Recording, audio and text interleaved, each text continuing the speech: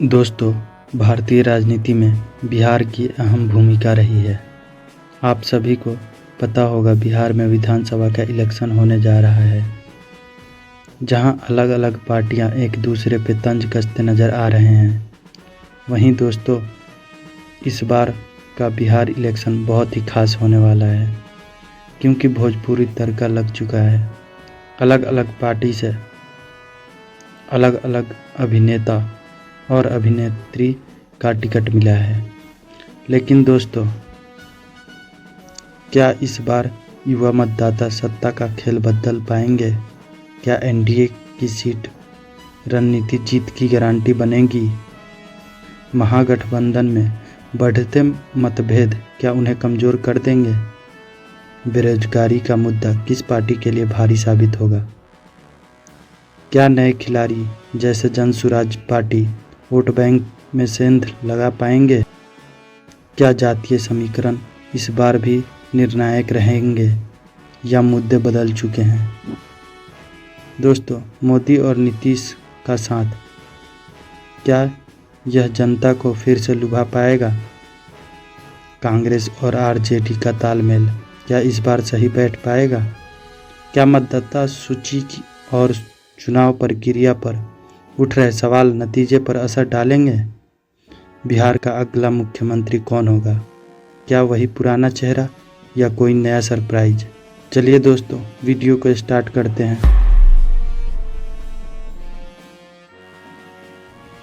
दोस्तों, बिहार विधानसभा का कार्यकाल 22 नवंबर 2025 को समाप्त होने वाला है। पिछला विधानसभा चुनाव अक्टूबर-नवंबर 2020 में हुआ था। चुनाव के बाद राष्ट्रीय जनतांत्रिक गठबंधन ने राज्य सरकार बनाई और नीतीश कुमार मुख्यमंत्री बने। दोस्तों, 1 अगस्त 2022 को जदयू ने भाजपा के साथ गठबंधन समाप्त कर दिया और नीतीश कुमार ने मुख्यमंत्री पद से इस्तीफा दे दिया। 10 अगस्त 2022 को जदयू, राजद और कांग्रेस के महागठबंधन में शामिल हो गए और नीतीश कुमार ने नई सरकार के मुख्यमंत्री पद की शपथ ली। जनवरी 2024 में जदयू ने महागठबंधन के साथ गठबंधन समाप्त कर दिया और नीतीश कुमार ने मुख्यमंत्री पद से इस्तीफा दे दिए।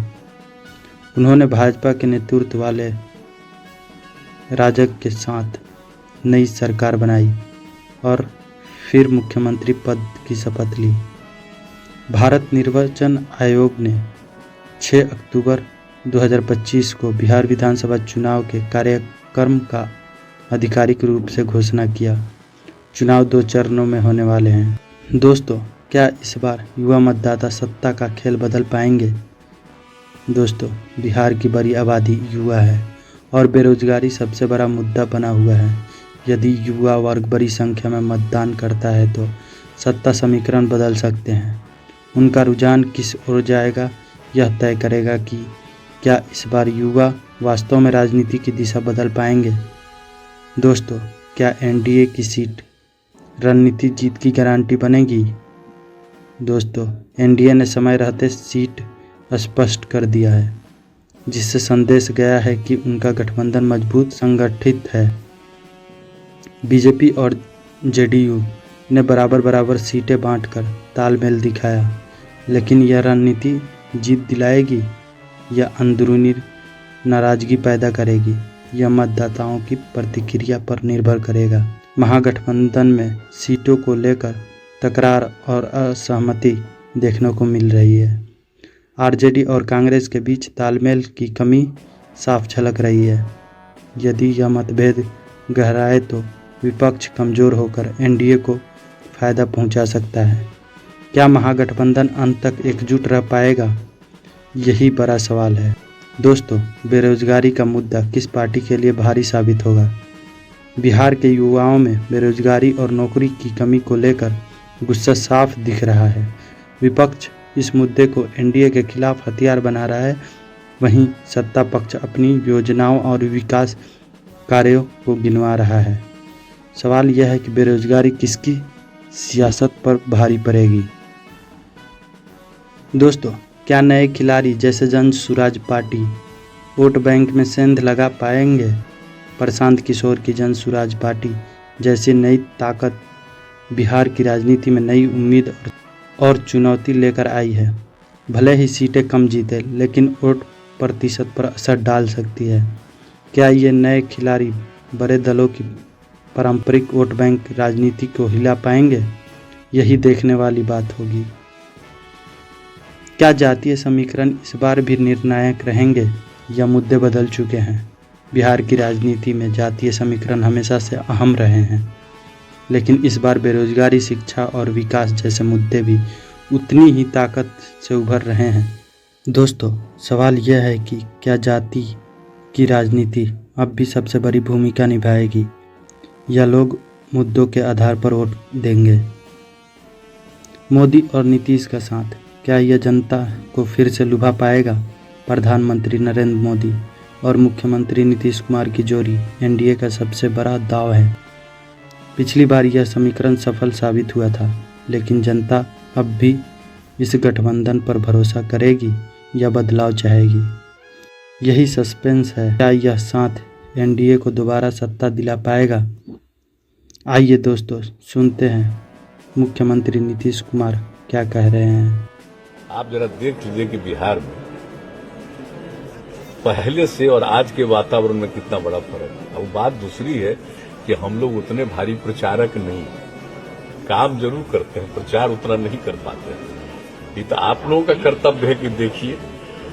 तो हम तो आग्रह करेंगे कि जरा 2005 में जो हम लोगों को मौका मिला, उस समय का सबका स्टेटस देख लीजिए और आज हम लोगों का स्टेटस देख लीजिए। सम्मान आज मिला है, उसके साथ समझौता मत करिएगा। लोग सिर्फ सत्ता में आने के लिए और कुर्सी पर बैठने के लिए हर तरह की बात करते रहते हैं। काम से कोई लेना देना नहीं। और हम लोगों ने काम करके लोगों को के मनोबल को ऊंचा किया है, उनको जगाया है और इसी तरह से जागते रहिए।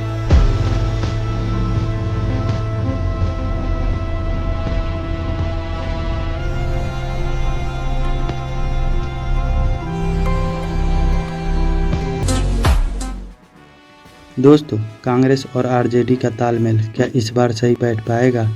कांग्रेस और आरजेडी महागठबंधन की रीढ़ है, लेकिन सीट बंटवारे और रणनीति पर मतभेद सामने आ चुके हैं।